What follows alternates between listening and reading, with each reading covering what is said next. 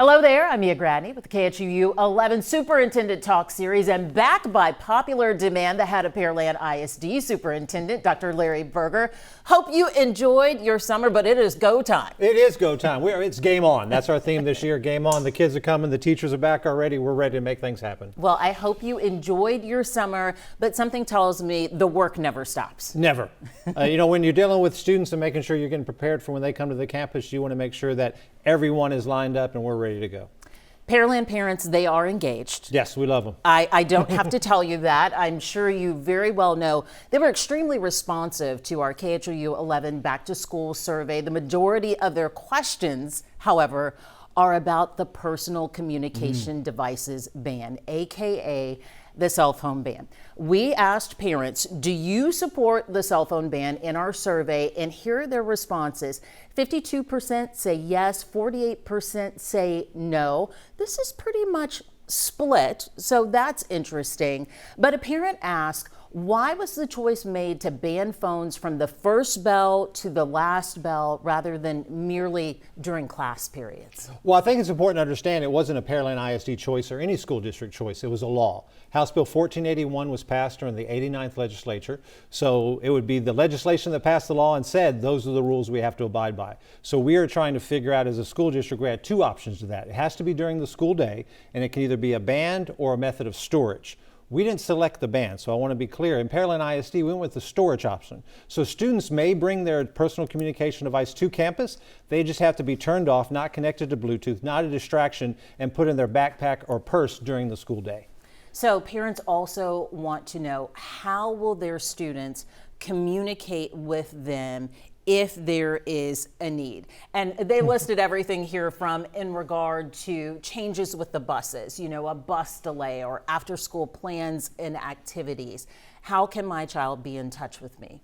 So the same as any other child can be in touch. We don't necessarily want you texting everything during the school day, because just like at work, if I'm at work, I can't be on my phone all the time. Don't you hate it when you're going to check out with somebody and they're talking on their Bluetooth and you're like, you talking to me or are you talking to the person on the phone? We don't want our kids being like that as well. We want them engaged at the instruction. So we have communication protocols on campus. You can call the front office. You can email. You can send messages. We will communicate to the students if there is a bus delay or there's any other emergency disasters, weather, any of those concerns that may come up. May also be if you're in athletics or fine arts and the schedule is changed, and the coach will have a method of communicating either through an in-school system, a Teams application, a Go application from an application on the phone that they can get before or after school. So parents have the availability to communicate to their child still. They can text their child, and at the beginning of school or the end of school, their child can check their phone. Once again, we are not banning the phone, so your child still will be able to be communicated with, just not during the school day or instructional time. Have you had to increase those discussions about communications and how we'll handle communications, not just with parents, but also with staff? How are we going to communicate that we have changes with sports after school or with robotics? Yes, that's one of the huge things is the bill was so no phones. They didn't take into account all of the ancillary things that we deal with. I mean, we have personal communication device, whether it be a tablet or a phone, that we use during instructional time. Students would use them in fine arts classes or athletic classes, or even just around to help promote the clubs and things that were going on, not as a distraction, but as a tool. And so we've had to work with our coaches, with our directors, with our teachers, and even with our parents and with our students on how do we not work around this, but how are we compliant, but also don't get in the way of school. Making sure logistically things can happen, communication can happen, schedules can be communicated. Parents, a third grader forgets their lunchbox. How do we make sure that that gets communicated? Well, we have to have systems in place, kind of like old school before we had phones. We have to go back to This that. has been done. It has been done. It's been a while. And always the number one thing is safety. We have safety requirements in place. We practice our drills. We have communication protocols. We have emergency alerts in the hallways. We have phones in the classroom that have one button communication. If there's a problem, you hit it and it calls the security. It calls SROs. It calls the police. It calls fire. So we want to make sure that parents know that we are training for safety and making sure it's there. Your child will still have their phone. In the case you need to break glass and get it out, it will still be available for them. Understand. Parents got very specific with some of their questions in regard to the cell phone ban. We have one parent with an interesting question about their elementary student. I really want my elementary child to be able to wear their smartwatch on school mode during the day. When on school mode, they can only contact emergency services or a parent. Can this be considered? No. Unfortunately, the law does not give any discretion to us. If the device is a personal communication device that can connect to Bluetooth or has digital communication capability, the law says no, it cannot be worn or used during the school day. We are working, like for example, you can put your phone in airplane mode or turn your phone off, and you can use your smartwatch as a tracker. We have cross country. They use their smartwatch as a pedometer as they go around to track their miles. It reports to an app. We're trying to work on ways that we can still do those things, but also comply with the law. I've had conversations with the representative and her office trying to work through these. We work with TEA and TASBO to make sure that we are getting the best legal and policy advice. But the law did not consider all the logistics and all the unintended consequences of this and how we as a school district now have to work around all the nuances all the involved nuances. Here. Yes. We have a parent on the other end of the spectrum. So we talked about an elementary student. This is a parent talking about seniors. What about seniors who want to document their final year? Will phones be allowed at school events like Oiler Fest at Pearland High School? Yes, the law is also very specific. It's during the school day and while on school property. So for Oiler Fest or football games or field trips or any of those Senior things. sunrise. All of that great stuff that we want to capture, that's not necessarily during the school day, and if it's not on school property, then the phone may be used or the personal communication device may be used. I think you touched on this a bit about working out the logistics and communicating with staff, about being in touch and communication with families, but someone also wants to know, how is Pearland ISD going to do better with timely communications, alerts, notifications, and information for anything concerning students? Well, do better, that's what we're always trying to do. We have a slogan that says, be better. We want to be better today than we were yesterday, and we want to be better tomorrow than we are today. We always work to improve. And so that communication is being intentional and being consistent. We have to make sure our systems are in place that anytime we do need to communicate, we have the right communication for the parents. Do we have the right phone number in Skyward? Do we have the right email in Skyward? And what Skyward is our student management system. So if we don't have the right contact numbers, it's difficult to communicate timely and appropriately. But we are always improving our processes. We have after-action meetings to determine, did we do that well and how can we do it better? Another parent asked, how about teachers and staff? Would you consider holding teachers to the same standards the state is requiring our kids to uphold in regard to a cell phone and personal communication devices ban? Well, we do. We already have in our employee handbook, and it has been there for years, and we have to get better at it. And that's what we've talked to the teachers about, is that while you are engaged in your job, you shouldn't be on your phone. You shouldn't be, doom scrolling and doing things. You should be engaged in the process of teaching and learning. But as professionals, your email is on your phone. Security advice is on your phone. There are times that you have to access it, so we won't ban teachers from their phone because it is part of their business. It is part of their job. It is how we communicate with them sometimes. It's also how they emergency alert. If they're outside on the playground or out there at the field, they have emergency alerts on there. If they see something, they can press a button and trigger the whole campus to make sure everybody knows if there's a lockdown or a drill that needs to happen. So yes, we do expect our teachers to have the phone put away while they are engaged in the process of teaching and learning. There are expectations, but also having access to that sounds like it's essential to their work it is. too. It shouldn't interfere with their job. It's a tool of the job and communication. We talk about phones, but parents also wanted to know about school-issued devices. With the new law preventing personal devices and inclusion of technology into everyday learning, how is Pearland's technology department preparing to meet the needs for all students related to the technology demands without personal devices? So that is difficult, but luckily we have a great supportive community. As you mentioned, they are engaged. They've helped us pass a bond, and part of that bond was technology, and that was getting personal communication devices refreshed. So we have enough laptops. So if a parent is doing registration and enrollment, they check the box and say, we want a school-owned device. We have one available for you. We want to make sure that we have technology in place, but we also want to make sure that we're stepping back on that technology a little bit because we want teachers and students to have a good relationship and not be staring at screens all the time. And so we do have enough devices for any parent, any student that wants one. If you choose not to get one, then we got to have a conversation of how do we make sure that instruction and communication happens. And there's a difference between a school-issued device and a personal device, because a school-issued device limits you to doing those things that are a distraction to being in the classroom. It allows access. In our school-issued device, you're on our Wi-Fi. So all of our safety parameters, all of our filtering, you can't really get out into the world and get to things maybe you shouldn't be doing at school, playing games, watching things you shouldn't be doing, or communicating how maybe it's not appropriate when you're in the school.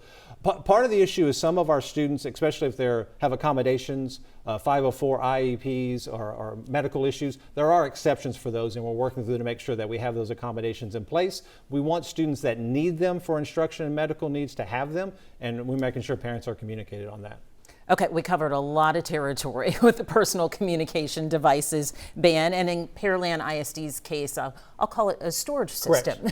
Right? Because realistically, when we talked about it, to say we're going to ban phones, it's a part of everybody's life. We can't put the genie back in the bottle. So we want it to be common sense approach. We want to do the letter of the law and make sure we support and education and learning, but it'll be storage and not a ban. I understand.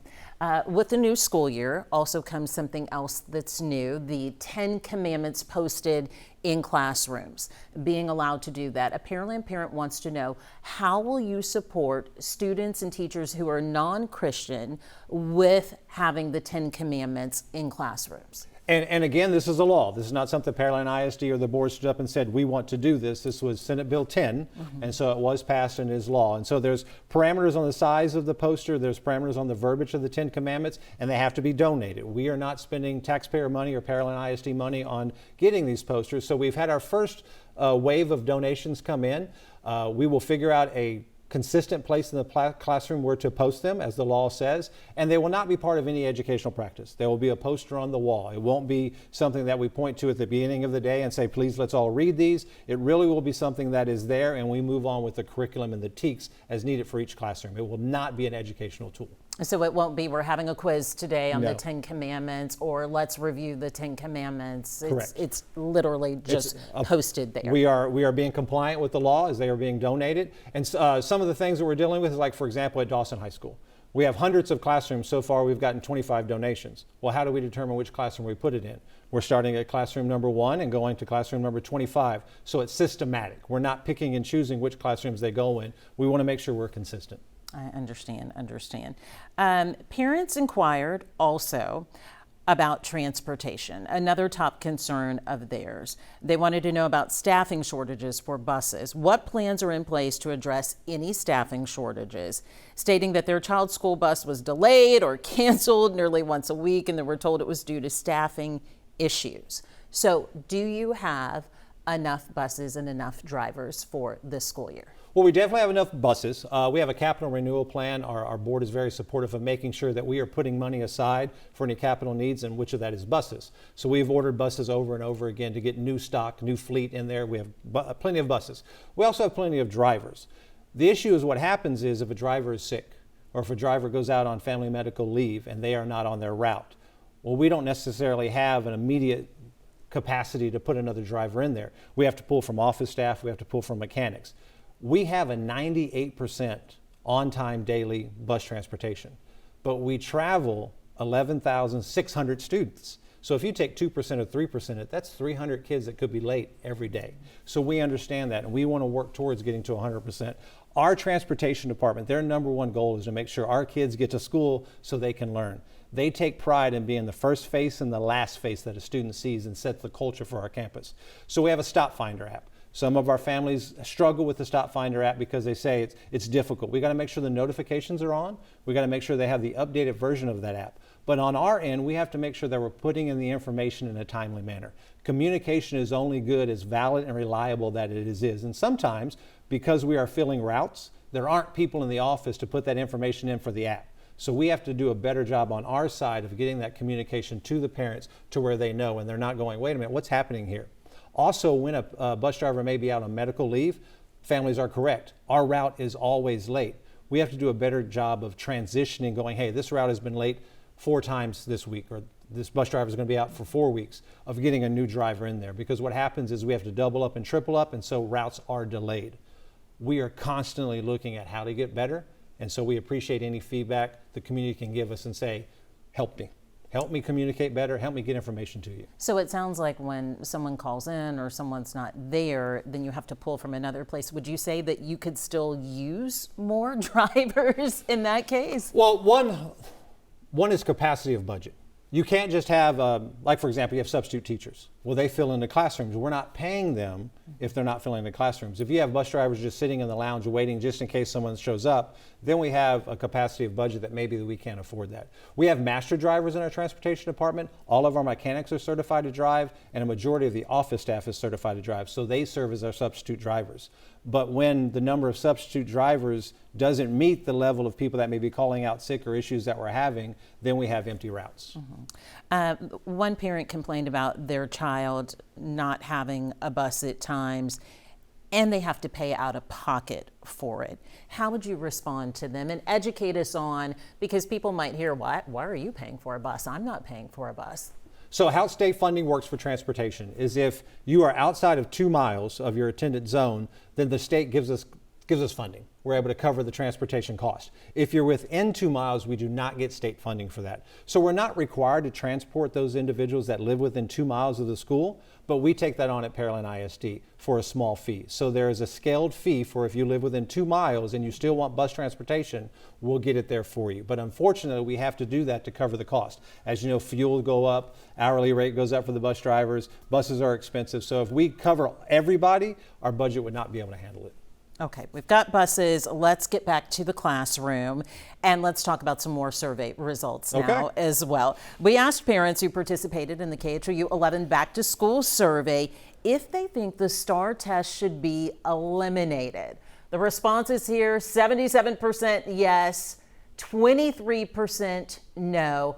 Are you surprised by these results, Dr. Berger? Not at all. I mean, the STAR test comes with that single test accountability, that pressure, that stress, that anxiety. I mean, we have stories of students waking up on STAR day because they feel like it's such a big deal that they're sick to their stomach. They don't want to go to school. Maybe they don't do tests very well. They have test anxiety, so it's not reflective of their true learning. So we've heard it the entire time, but accountability is important.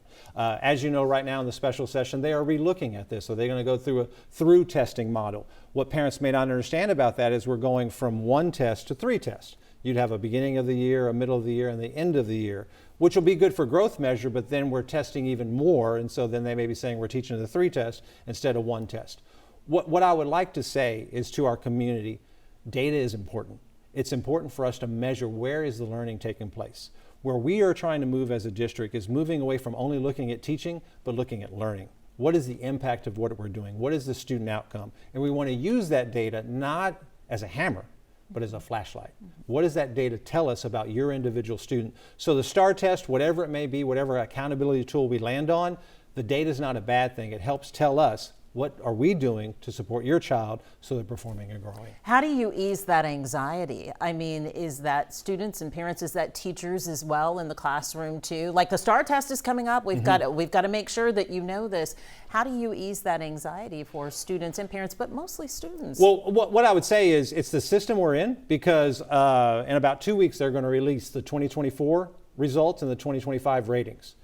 School has so many points to where we have success, but the only thing that lands in the paper sometimes people look at is that letter grade. So there's the nervous nature of, is my school going to be an A, a B, or a C? But that doesn't tell the whole story of the school. There's so much more that goes on. That doesn't capture fine arts, it doesn't capture extracurricular activities, it doesn't capture sports. So we have to communicate to our teachers, to our families, and to our students, there's so much more to your school than just that 1 letter grade. And don't worry about it.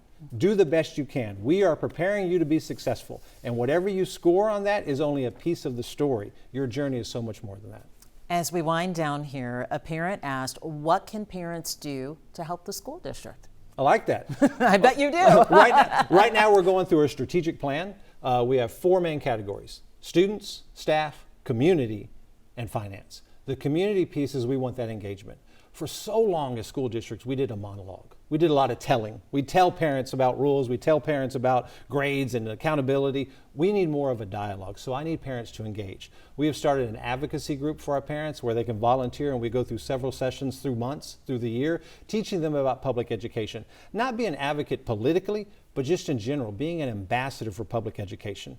The story out there at the state level, the national level, the local level is maybe not positive for public education.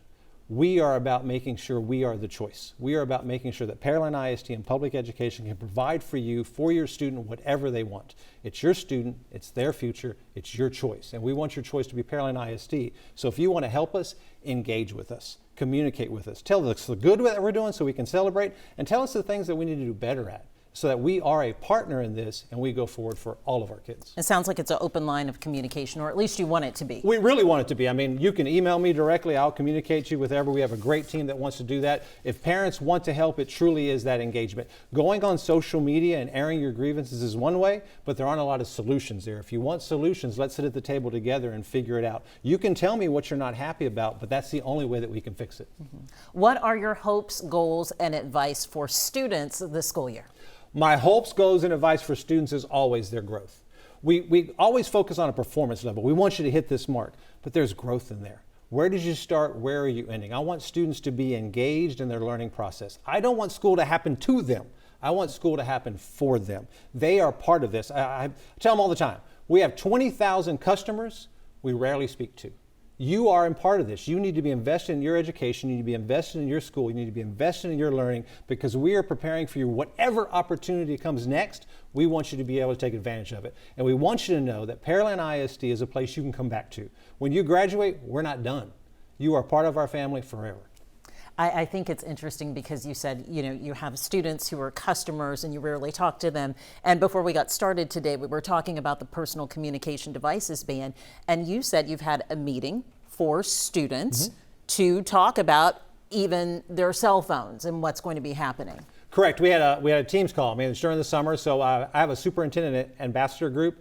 It's about 80 students, 8th grade through 12th grade. So I said, hey, let's have a Teams meeting. Let's talk about it. What are your concerns? What are your questions? How can we work through this? And so they gave us a lot of what ifs. We have an FAQ on our webpage, and so they've added to that. Say, Mr. Berger, what about clubs and organizations where we're taking pictures for our social media to make sure we're celebrating what we're doing at school? How do we do that? What about choir, where I use my iPad to make sure that I got my music together? How do I? So they had all these questions, not about, hey, I want to get on TikTok or social media. Truly, this impacts my instruction. This impacts my journey in public education. How do we make sure I don't lose this? And so I value that input, because if anybody knows what's happening in the schools, right, wrong, or indifferent, it's the students. Yeah, and it's good to hear them being advocates, right, for themselves as well, too. We're Pearland proud. All right. Well, thank you so much. Much continued success to you, your staff, and of course, the students as well. We are wishing everyone a very happy school year. Make it productive. Have a lot of fun. Thank you so much for joining us for this latest installment of your Superintendent Talk series.